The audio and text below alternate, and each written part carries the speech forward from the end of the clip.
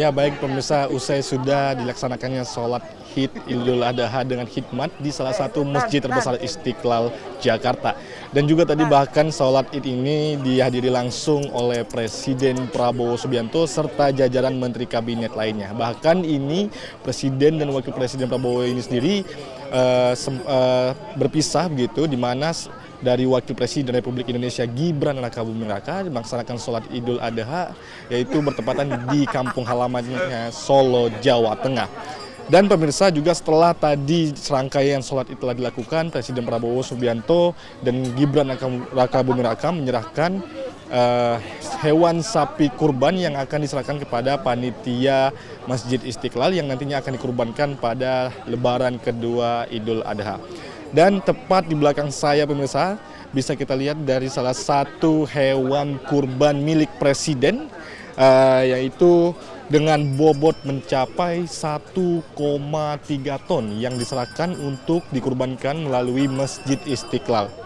Dan sedangkan untuk di sebelahnya yaitu milik Wakil Presiden Gibran Rakabuming Raka yang itu nantinya akan kurbankan pada hari esok, yang nantinya akan dilaksanakan secara bersamaan dengan hewan kurban lainnya di salah satu Masjid Istiqlal.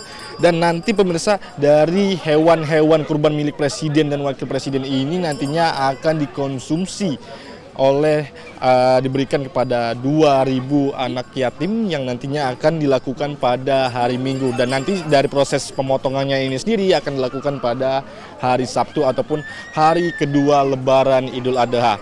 Dan untuk dari beratnya sendiri dari milik Wakil Presiden ini dengan bobot 1,2 ton dengan berjenis kedua sapi ini yaitu limosin.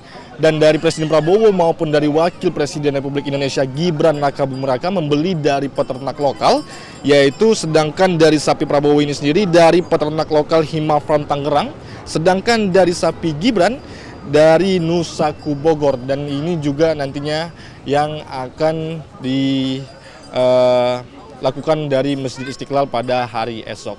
Dan pemirsa, tidak hanya itu saja, juga Presiden Prabowo Subianto juga menyalurkan sebanyak 985 ekor sapi yang nantinya akan diberikan ke seluruh masyarakat Indonesia. Dan itu nantinya di masing-masing kabupaten ataupun kota mendapatkan satu sapi dengan berat bobot dari 800 kg hingga 1,3 ton lebih.